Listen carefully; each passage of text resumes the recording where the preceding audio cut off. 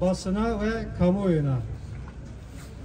AKP, MHP iktidarı bir yandan iç barıştan söz ederken diğer yandan siyasi kumpas davalarına, hukuk dışı yargılamalara, kayyum atamalarına devam etmektedir. İktidar bu kumpasçı yaklaşımı hem iç barışı hem de toplumsal barışı tehdit eden bir faktördür. 2015 yılından bu yana tecrit, OHAL, kayyum hukuksuzlarına dayanarak toplumu kutuplaştıran AKP iktidarı her siyasi operasyonda Van'a da saldırmaktadır. Dün sabah kamuoyuna yansıyan ve ülke genelinde yapıldığı iddia edilen gözaltılar kapsamında yeni bir siyasi kumpas davasının işaret fişeği atılmıştır.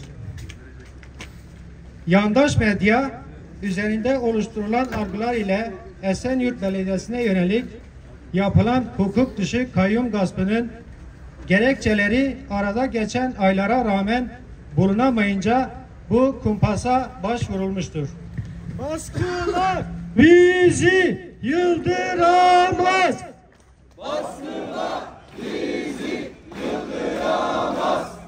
Baskılar bizi yıldıramaz.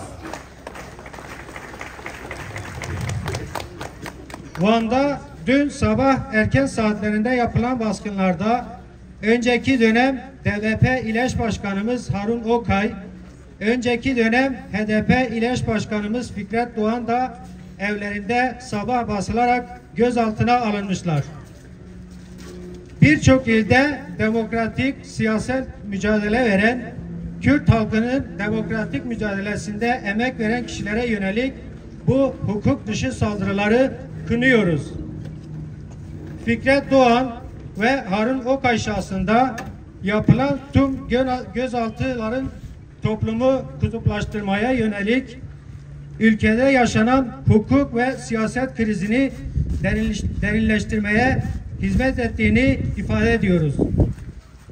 Kendi Kürt meselesini çözememiş bir Türkiye gerçekliği bu hukuksuzluklar içerisinde krizlerini daimileştirmektedir.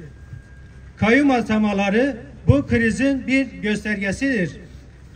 Halk iradesini ve rızasını sandıklara alamayan AKP iktidarı hukuksuzluğu ve darbevari girişimleri rehber edilmiştir. Birçok kentte eş zamanlı yapılan operasyonun gözaltı gerekçesinin İstanbul Cumhuriyet Başsavcılığı'nın tarafından yürütülen soruşturma kapsamında yerine kayyum atanan tutuklu Esenyurt Belediye Başkanı Ahmet Özer'in dosyası ile bağlantılı olduğu ifade edilmektedir. Yani bu hukuk dışı kayyum ataması yapıldıktan sonra şimdi de sipariş dosya oluşturma çabalarına başlamış durumdalar. Kayyum anayasa dışı bir rejimdir. Bu gözaltılar da bu hukuk dışı rejimi meşrulaştırma arayışıdır. Değerli halkımız, Fikret Doğan arkadaşımız 2016'da başlayan kayyum saldırıları kapsamında kapatılan ve 8 yıldan sonra Van halkının iradesiyle yeniden kurulan Van Kent Konseyi'nin eş başkanıdır. Bu hukuk dışı gözaltıların tesadüfi olmadığını ve Van'da bulunan tüm toplum dinamiklerinin ortak kararı ile kurulan Kent Konseyi'nin kurumsallığını da tehdit etmektedir. Van'da ve ülke genelinde demokratik siyasal mücadele vermiş kişilerinin kriminalize edilmesi, hukuk dışı saldırı ve gözaltılara maruz kalması kabul edilemez. Van'ın tüm toplumsal dinamikleri, sivil toplum kuruluşları, demokratik kitle örgütleri ve sendikaların ortak iradesiyle çalışmaya başlamıştır. AKP iktidarı bu gözaltı ve kumpas davalarının hukuki bir dayanağı ve temeli yoktur. Arkadaşlarımız tüm faaliyetleri siyasi parti faaliyetleri kapsamında yapılan şeffaf etkinliklerdir.